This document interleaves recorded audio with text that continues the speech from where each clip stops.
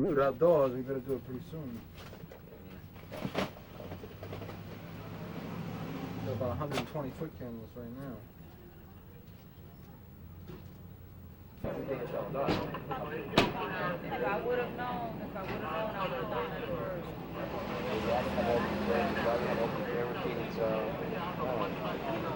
It's not. It's called ESU. It's very funny. I look like I'm. What's with the cops up on the roof? Are they up there? Yeah. Oh yeah. Well, when they first threw the people out of this building, they had 10 cops on the roof to make sure no one would try to go back into their home. I don't know why they're up on the roof now. Every night they put big searchlights in the back of the building to make sure no one can try to climb in from the back. Sneak in. Just like they say, "Oh, we're protecting your belongings." That's what they say here when they threw the people out. Then they had cops all on the roof in the back. The cops had a fire barrel on the roof, right on top of the roof. So it's going to start another fire. They said, no, we're only here to protect your belongings. In English, right? Huh? In the whole thing In English, please. I have 3 interviews to translate as it is. Thank you very much. That's extra work for me. Out of your frame, right? How tight are you? I'm kind of wide, but we're going to have to live with it. Okay. Matthew, why don't we first get a little background on you? How long have you been involved in the squatters movement, and how did you get involved in this, and how long have you been in the area? Okay. I guess I wouldn't even call it the squatters movement. What we're doing here is called homesteading. There's people that need housing doing all the work themselves. We're not. The implication to me of squatters, the way the city uses it, is people that just sort of ran into an abandoned building and threw down a mattress and they're sleeping there. The whole thing that we're about here, and we've been working on these buildings here for more than 2 years now. This building here for 3 years, this building here for 2 years. And every single thing, they now will deny you access to go in and look in it. We have fixed up everything. This building obviously had no windows and it was filled with garbage. We But cleaned you it have out. to talk this way, and I'll get shot to the Okay. building later. So let's just talk about the buildings again and what's Okay, happening so with them. we're homesteaders here. Everything that's been done on this building, we've done ourselves with our own labor, including our own money. We put The building had no windows whatsoever when we started. It was filled with garbage. It had no services. It had no wires. It had no pipes. It had no nothing. It had holes in the roof. This building had been abandoned more than 12 years. When the city closed it up, after that they didn't even really do any. They wasn't working on it. They wasn't even watching it. The example is when we opened the 2 buildings, the center block doors of both buildings was broken down. People was going back and forth inside and shooting up. The roof drains, somebody had entered in and smashed the roof drains to sell it for metal. Therefore, the rainwater had been dropping down for 12 years on 1 line of apartments in 1724 and 2 lines of apartments over here. Therefore, in the repair work, we not only had to, fix up the walls, run in wires, pipes, drains, everything. 3 whole lines of apartments, we had to do new beam work, which we did under the supervision of an architect that came here and helped us. The city says squatter because it has that implication. It has the implication of people wanted something for nothing and they just threw themselves in and you could get them out. We have done all this, and throughout it, we was open to the idea was you would think something like that the city would help it. It's saving them money. Everyone that's in our group is eligible for all the services that they have. They could cost the city $2,000 a month going to a welfare hotel and then wait for a renovated apartment that the city spends $110,000 per unit to fix up. But that's not what people did. They did it with their own labor every weekend and during the week as well, with their own dollars that they save up selling coconut ice cream, driving gypsy cab, whatever they do. Carlito here puts windows on other people. Everybody doing something. We did it all ourselves. The city now wanted to. Now what's happened? I'll give you now the background of what happened on this building. We started with this building here, 1724 Katona Park East. When we began it, we wanted to do it legally. We had heard that the city had a legal homesteading program in which people in need of housing can do their own work called sweat equity, keep the cost of it low, and therefore their rents in the long run is going to be much lower that way. People started with us, they all needed housing. Some people lived in the shelter, some people was doubled up families. We told people from the beginning, don't move into the building because we knew the legal homesteading, you cannot move into the building. They want you to do all the work first. We began cleaning out the entire building. It took months because there was every apartment was filled almost to the ceiling with garbage. All kind of, old milk cartons, the whole ceiling plaster had fallen down, hypodermic needles. We used to have to wear these heavy boots because that's an aid type situation with all needle throughout the building. We cleaned the whole building out, and our assumption was that then we even made the outreach to find what you call a sponsor. The city would never give us money directly to us since we was low-income people from the area. We found churches and a group called Catholic Charities to be our sponsor and apply for funding. We have been working there 8 months when suddenly the city showed up and said, no, you're going to want those 2 buildings, and you're going to have to leave. We explained to them, we've been trying to do things right here. We've been cleaning out the building. We have a sponsor, and they have already prepared their application for funding. The only thing is that the state of New York runs on a cycle. You could only apply once a year. So we told them to forget, this is the way it was operating. They didn't want to have any respect for that. They said, are you kidding? You don't have permission. We're going to throw you out. So we said, it seemed like you're in an area here that within about a 10-block radius, you have 200 more buildings that's abandoned. They showed up here and said they wanted to fix these 2 buildings up. We say, you're going to choose these 2 buildings, but you have 200 other abandoned buildings on, which at that time there was not one under construction. They was adamant about it, and suddenly one night, the man who lived in the house next door, at this time nobody was living in the building yet, except one man who came from the shelter called Ali, that we allowed to move in so he could watch. Also, so he could watch out and make sure nobody tried to break in. Also, he had been begging us for months because he said where he was sleeping in the shelter, this is nearby, it's called the Franklin Avenue Men's Shelter. It's an old armory. It's an old New York State armory where they have 800 single men sleeping in cots on the drill floor. It's an enormous room with 800 people sleep in it and with lockers that every day someone would break into his lockers and steal his shoes.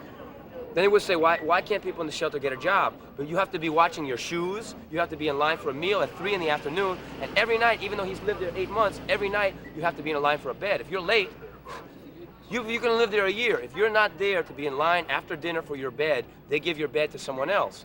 And then you wait there to see if somebody else doesn't show up, and when at 2 in the morning they say there's no more beds, they send you to another shelter called Fort Washington in Manhattan. You get there at 2 a.m. and you sleep there, and at 6 a.m. they wake you up to bring you back to Franklin Avenue so you can get a shower and get a cornflakes and a banana, which you're finished with by 9 o'clock. And then people say, why couldn't these people that fall into that get a job? They're lazy and whatnot. So we let Ali move in, and even at that time when there was no one else living in the building, he said he was much happier there with a little apartment and a little key, even he didn't have heat, than he ever was in the Franklin Avenue shelter. The city, after speaking to us, and they knew he was applying right, threw a dumpster in front of the, one night, the man next door talked to Ali, got in touch with us, he said, the city just put a dumpster in front of our building. So what did that mean? The next day, as many of the members we could get in touch with, we was over here in the morning, and we had guessed right. They showed up that day with 50 construction workers, and they said what they was gonna do is go inside the building and break everything up and throw it all out. We said, you can't throw us out, we've been working here at such and such time. It was a big scene. This was this was really the biggest thing we've had, our whole association here in the Bronx has had with the city until this situation. They called down. Here? What happened here all right, now? This is the, that's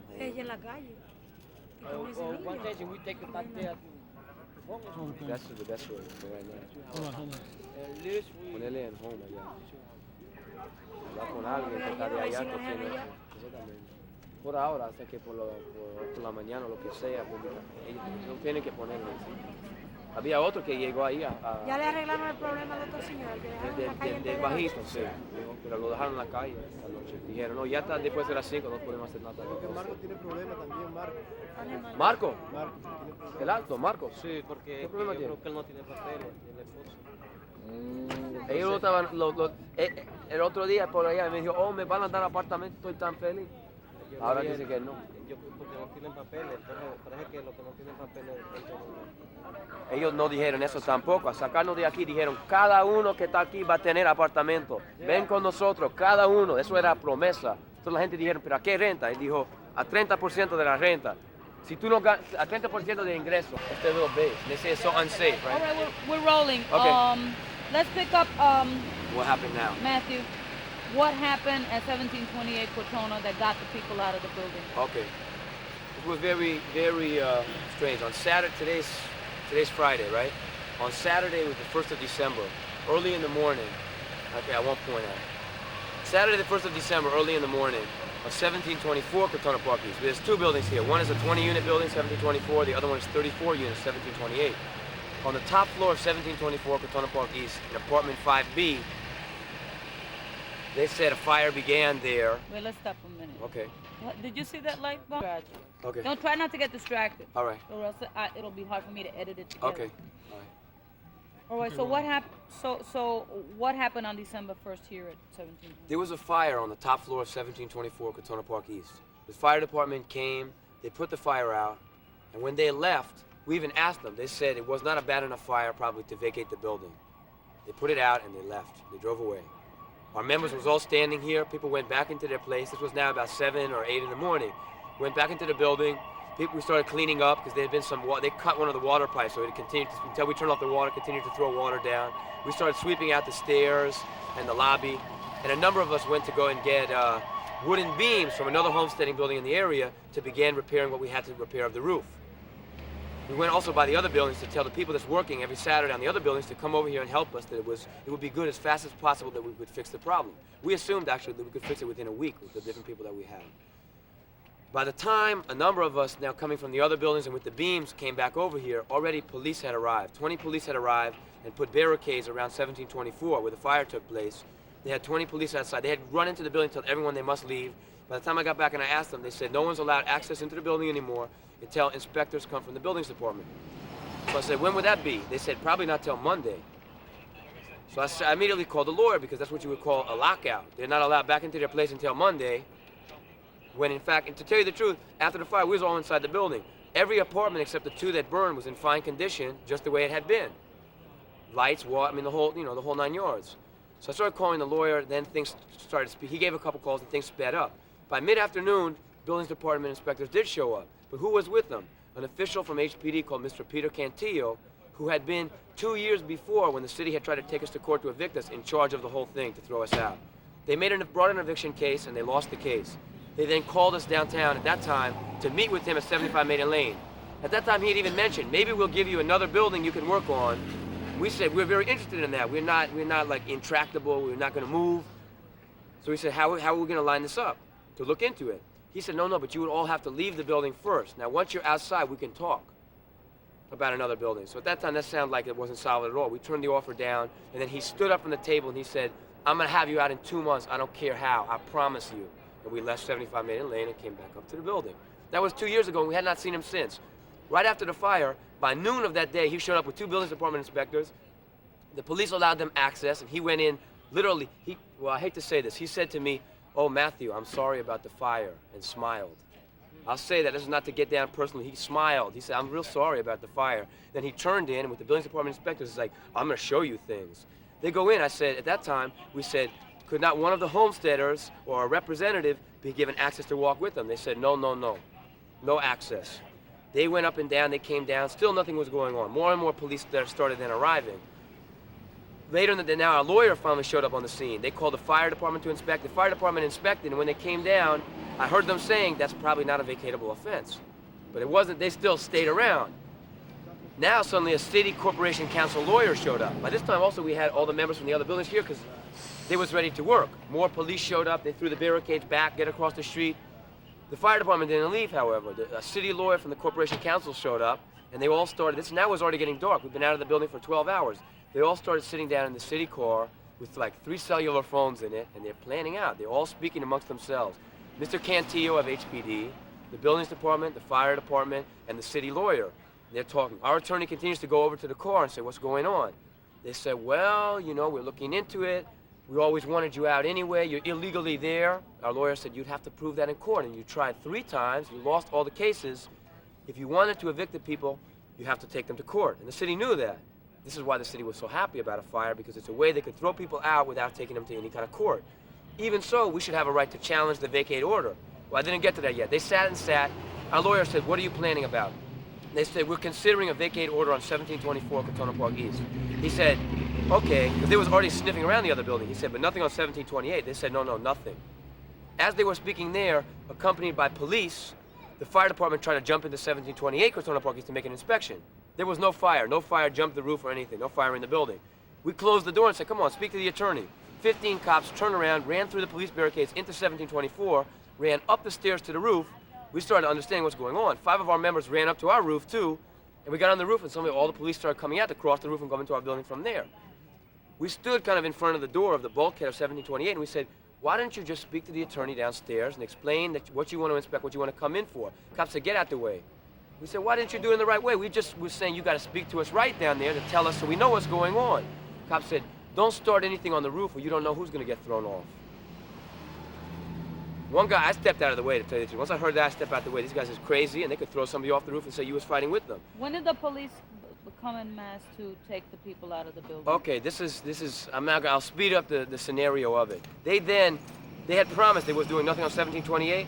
This was still that same Saturday night. Suddenly, The fire department building's